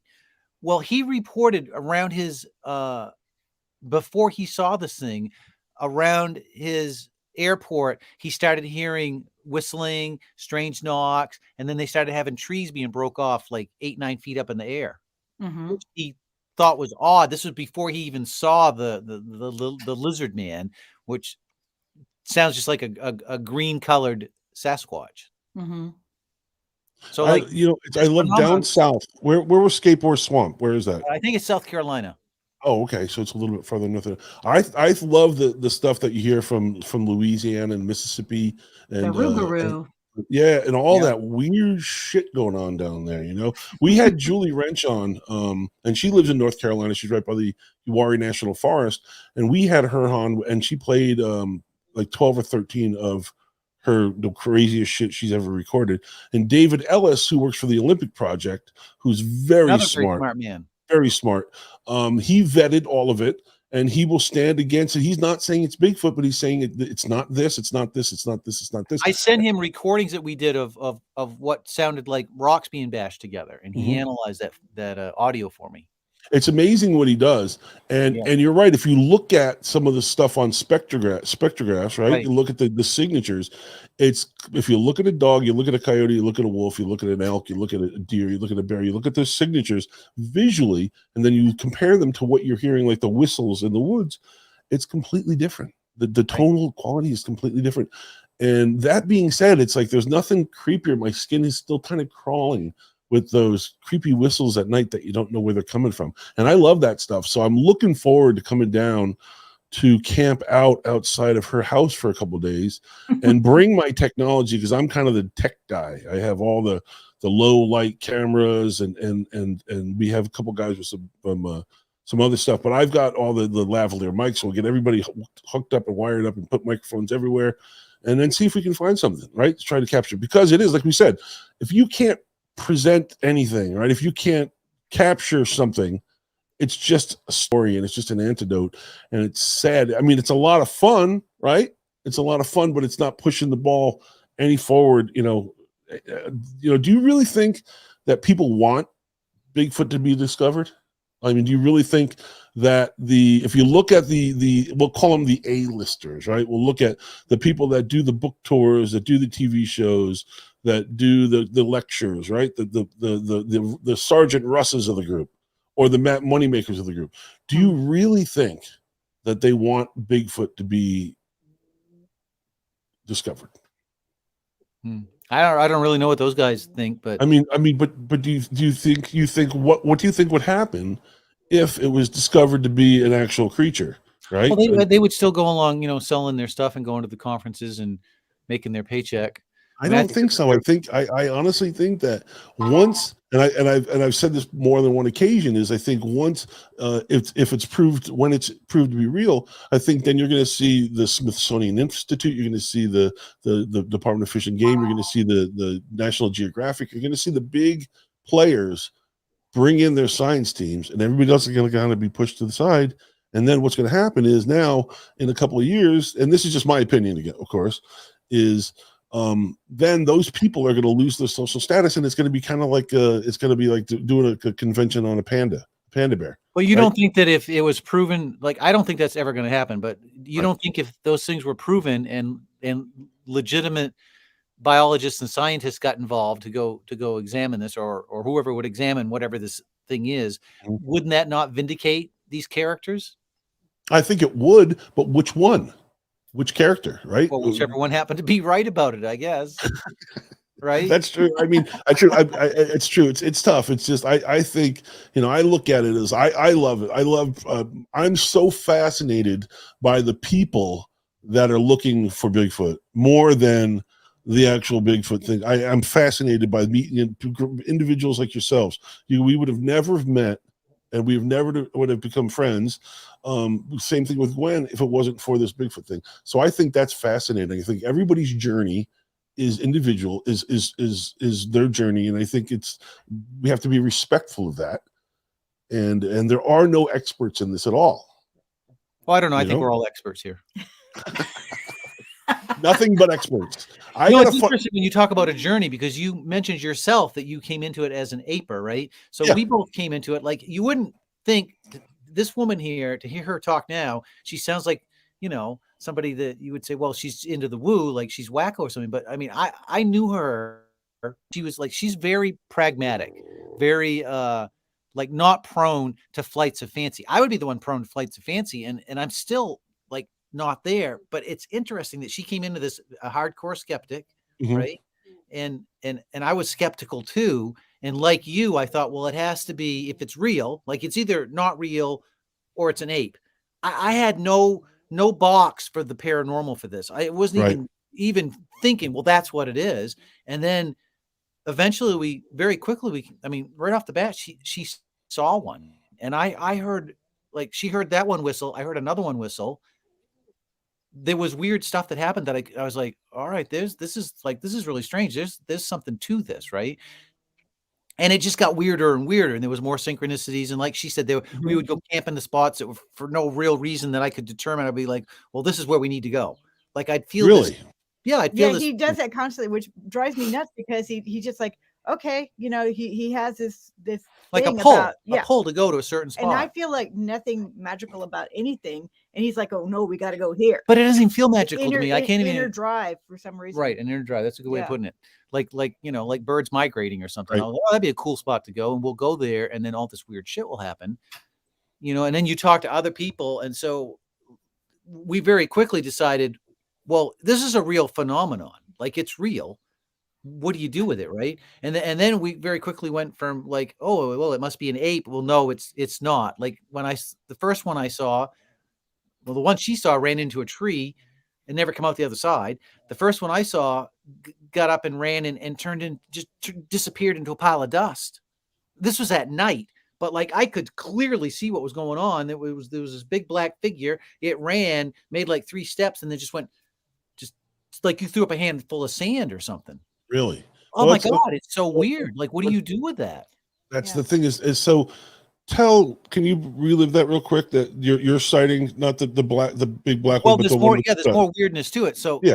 The one in the car, right? Right. So Lady K has this, like, we also see UFOs, and I've had the skeptics are gonna love this. I've also let them go, let them have it. I've had experience with aliens, like melting my bedroom wall and coming into little guys, right? Like Streamer kind of stuff.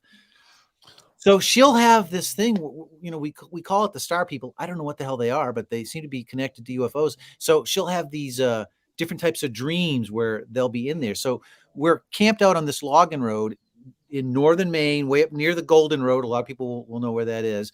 And she kind of wakes me up in the middle of the night. She's like, well, I think you said like they're here. Or they're something. here. Yeah. And so I got up to go to the bathroom, and I step outside the car, and I'm looking. So these logging roads, they'll harvest the trees up there, say every 20 years, 25 years, something like that. So they'll make these logging roads, and they ditch them really well because they want these roads, they're for the logging trucks. So we're on an abandoned one that hasn't been used in like 10 years. They don't have stumps in the ditches. The ditches are cleared because the ditches are functional ditches. So I'm sitting there and I'm looking over the hood of the vehicle and at this ditch, and I'm kind of like, groggy, and I'm kind of waking up, and I'm looking around at the forest, and I'm like, wow, I don't remember that giant stump being in that ditch. Like there's this big black stump like 20 feet from me. And I'm looking at it, I'm like, and then I start processing. I'm like, okay, that stump wasn't there. That can't be a stump. That doesn't make any sense. That this, about the time that I come to this realization, this thing hops up. It's like, I found out afterwards, it was like 7.5 feet tall, like a black, totally inky black person, huge person, leaps up out of this ditch, running for all it's worth, makes like 3 strides, and then it just looked like you taking a handful of sand and threw it. It just wasn't there anymore. It just like, I mean, like, what do you do with that? Yeah, I mean, that's what I saw, but I told people, I made a video about it. Like, make fun of me if you want. I'm simply reporting my experience. I don't know what this thing is. I'm pretty sure I wasn't hallucinating. I'm pretty sure it wasn't a fucking bear. Like, I'm not confused about what it was, but I can't explain it. Right. And Gwen, it was like you were talking about when you felt the energy go through you before.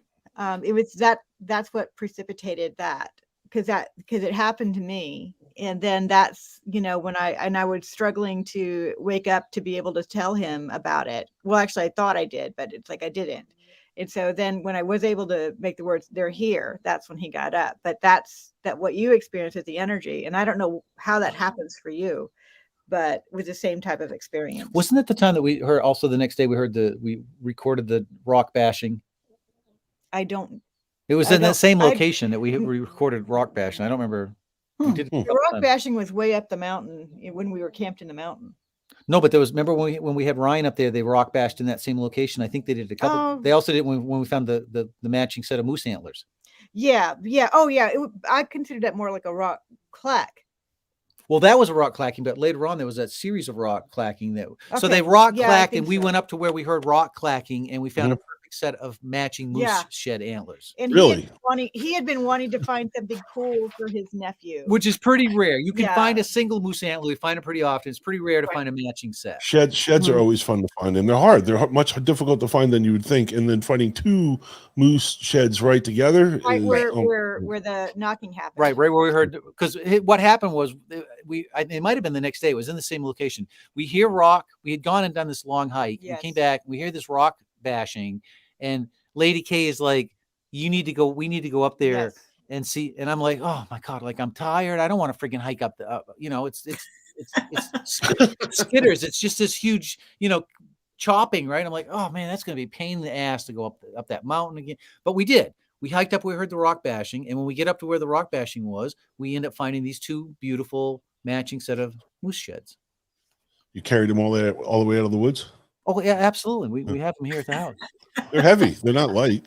No. Yeah. But a skeptic would turn around and go, well, that's just a coincidence. But the thing is, when you're there, this is why I keep saying the only real evidence that matters is your personal experience, because you have to go into these places and experience the string of synchronicities.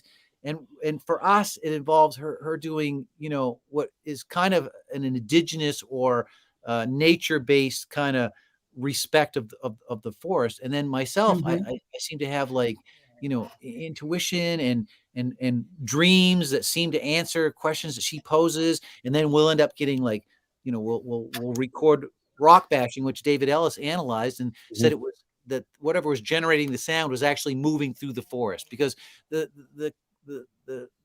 skeptics are like, well, it's gunfire, it's firecrackers, it's anything other than a Sasquatch doing whatever the hell it's doing or whatever this phenomenon is doing.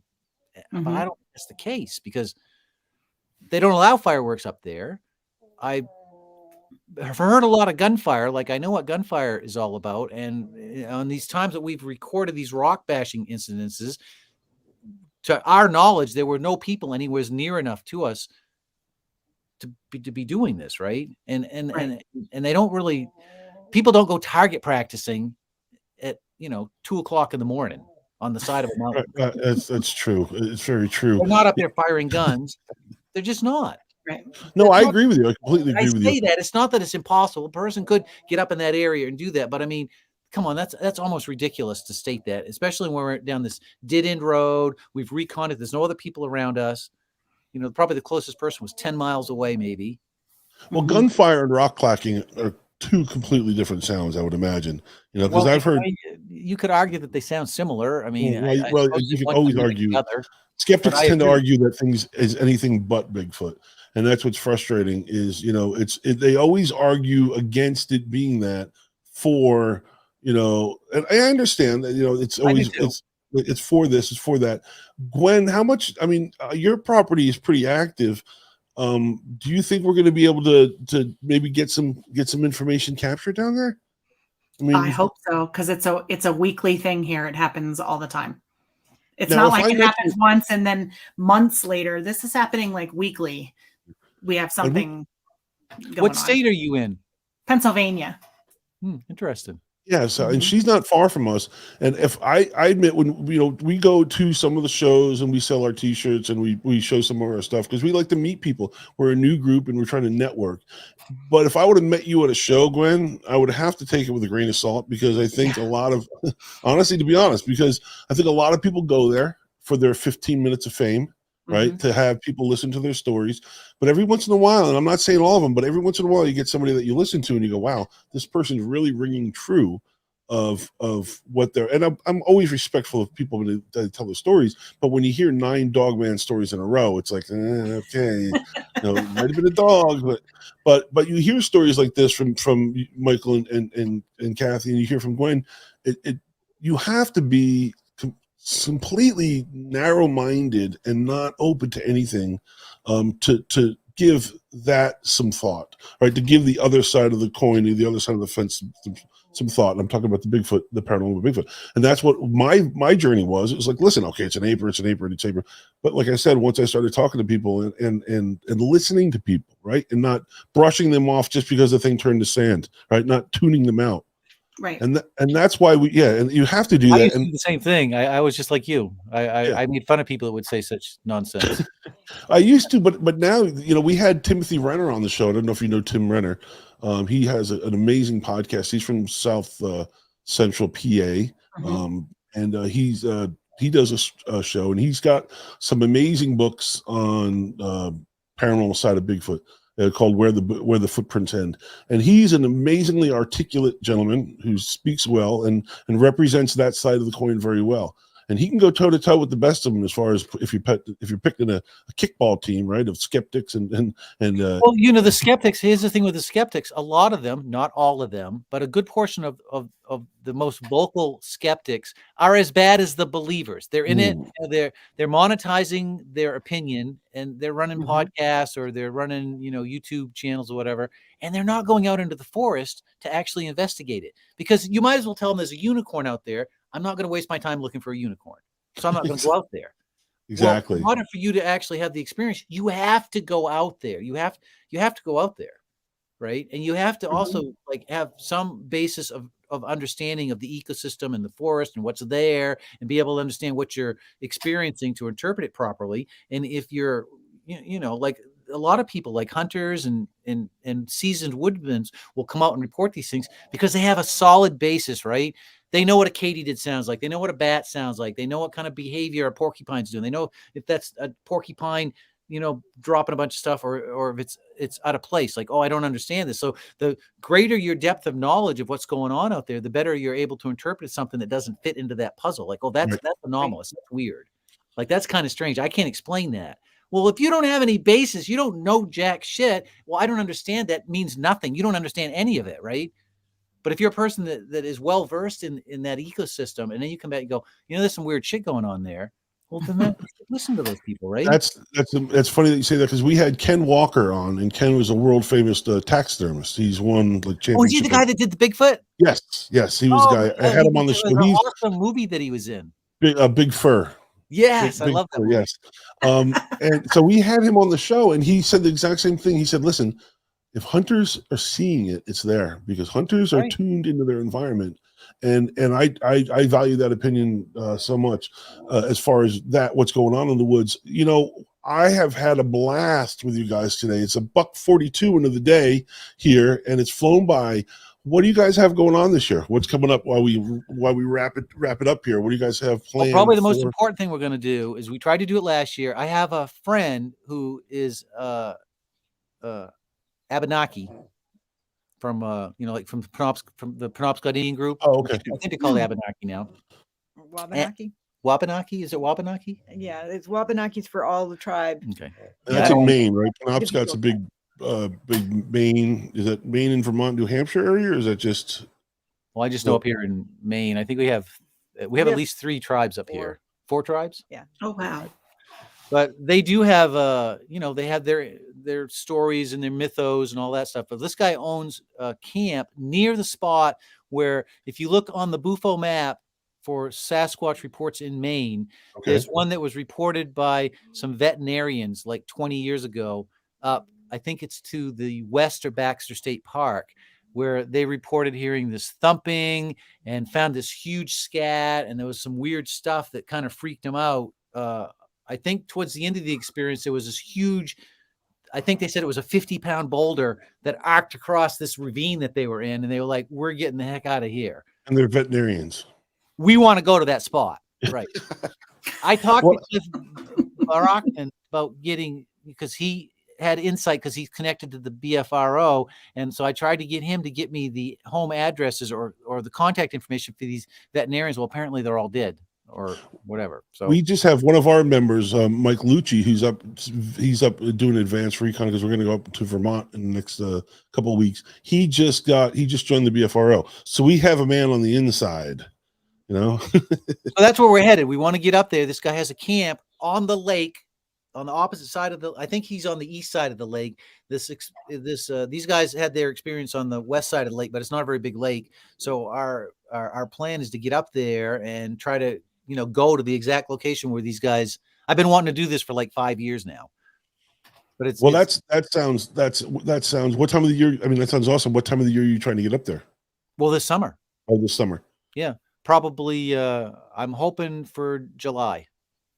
Well, that's coming up. I mean, it's God. Can you believe it's Yeah, going to be no, almost June? maybe earlier if I could arrange it. I gotta connect. When he has a day off and we have days off. I'd like to get at least 2 nights up there, bare minimum. I'd like more, but How far is it from where you guys live? it's quite a ways. It's like a 3-hour drive at least, and it's in an area that we were going to go up on our own, but there's like I couldn't on the maps.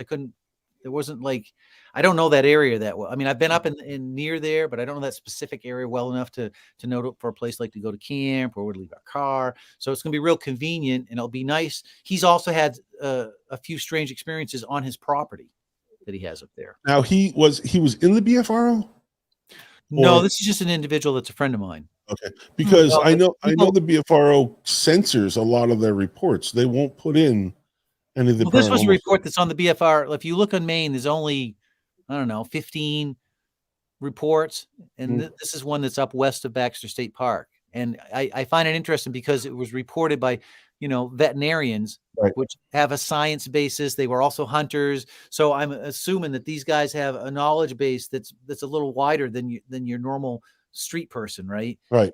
On top of being hunters, they're also veterinarians. So they've studied biology and science and so they brought back this report that something weird was happening. In their opinion, it was something strange. They didn't see one, but to see a giant boulder arc across a ravine without having an explanation for it, it spooked them enough. On top of they heard like thumping that they thought might have been like, like chest something. Chest I guess. pounding.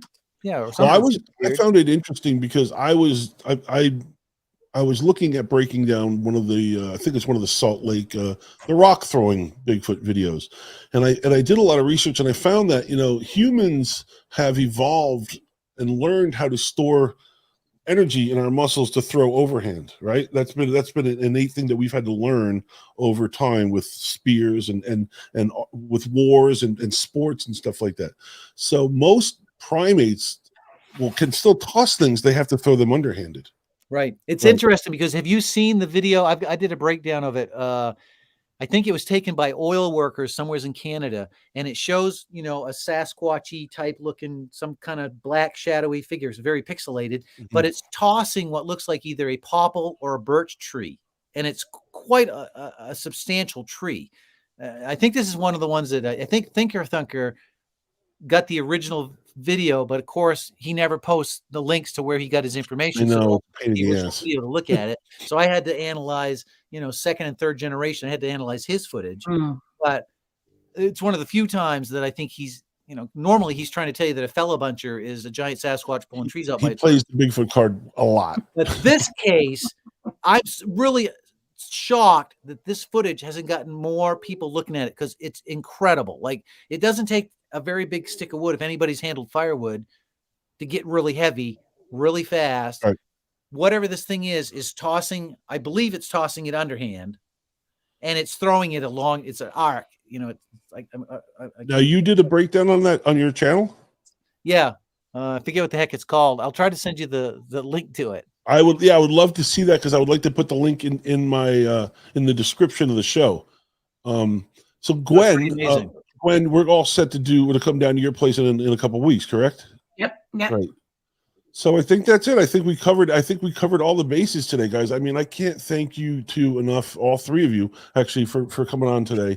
Gwen had to because she works for us, but you two. I mean, it was great that we did a Saturday. We had a good turnout. People have been watching the whole show. People actually tuned in. You actually had. Yeah, we get we are a new channel. It's hard to imagine that we have almost 3,000 subscribers. Oh, you're doing the channel's only been open since February. Wow. So yeah, I have 100. I linked your channel to my channel, by the way. I linked my channel to your channel too. Which No, is I saw great. that you did, and I was kind of behind it. You felt guilty. I guilted you into it. No, you didn't guilt me into it. I meant to do it. I just didn't get around to doing it. But I did it. But it's nice because last year we were working with BXP. Nothing against the Beyond Explanation channel, but we wanted to do our own thing. Right now, we're doing our own thing, which is great because now we control the narrative and we can control. We can tell the stories how we want them told, and I try to keep the confirmation bias to a minimum. I try to allow everybody to tell their stories. I think Gwen knows this, that there's always room for more people at the table as far as the discussion of Bigfoot, as long as it's an adult conversation, right? Let's keep it adult. Let's not get personal on anything. Right. And try to keep our egos out of it. That's another thing that gets in the way. Is some people have monstrous egos. It is, and it's tough. And those are the people that generally don't want to come on because, oops, Sergeant Russell. But it's the thing. But also the other thing is there are shows out there, and not every show, but there's a lot of shows that just are carbon copies of each other. Like a lot of the Bigfoot books are the same freaking Bigfoot book. You read one of them, chances are you've read them, 90% of them. There are some good ones out there. But a lot of the shows are carbon copies. A lot of shows will only have people on that they agree with, right? They'll only have their friends who really agree. And I think it's very important that you not do that. No, you've lined up an impressive list of guests. Thank you. Interesting people that you're interviewing. It's a lot of fun, and it's nice because we had the New York Bigfoot Society guys on last week with the two other guys, Mike and Charlie, and it was nice to hear them say, "Listen, we were so stoked to be on the show. We love your show, and we were glad to be invited on the show." So, thank you. I want you guys to come back. That's what I'm leading to. Is I love for you guys to come back. We always have a blast. Well, we'll come back after we do that recon to that location. See if anything happens. So let's do that. What I'll do is I'll hit you up this fall, and maybe we'll do a special matinee show like this. We'll figure it out. That's the other good thing about doing our own channels. We can do the shows whenever we freaking want to, right? And go from there. So, that's a mouthful. So again, thanks for joining us, everybody. If you watched today, we had a blast. I cannot thank you all enough for watching. This Wednesday, we keep on rocking and rolling. We got this Wednesday, we have the Kentucky Bigfoot Research, or the KBRO, coming on the show with Mike and Charlie. It'll be interesting to talk to them because I think some of those guys were asked to work with the Expedition Bigfoot in season 2, and I think they passed on that. Good for them. I like them already. Yeah, I think they were asked to find some places and do this stuff, and they said, "No, we're not going to." I think they asked Thomas Markham too a couple years ago, and he turned them down. Yeah, I mean, it's everybody thinks, and I want my YouTube channel to be successful. Who does this because they want to not be successful? But I would like to be able to live with myself. I don't seem. I got to be able to sleep at night and present. No, they're notorious serial hoaxers. That's all they are. They're actors. That's it. They're not bringing anything to the table of any value. If anything, they're undermining the real stuff that people are bringing to the table. Yep. So, Gwen, when's your next show? Testing you here. I think it's the 18th. 18th, and who you got coming on? The 15th or the 18th. Who you got coming on? I have Matt Arner coming on. Matt Arner. Excellent. Yes. So until then, I think we're good. So thanks again for joining us. Don't jump off. So we're going to play the outro, but hang out backstage, will you? You too? Sometimes when we play the outro, people just link out. And so I just want to so that's it for us tonight, folks. Charlie's going to play bumper. Then we're going to say goodnight, and we'll see you next Wednesday. Hey, this is Chuck Larson. You're watching the CARC channel on YouTube.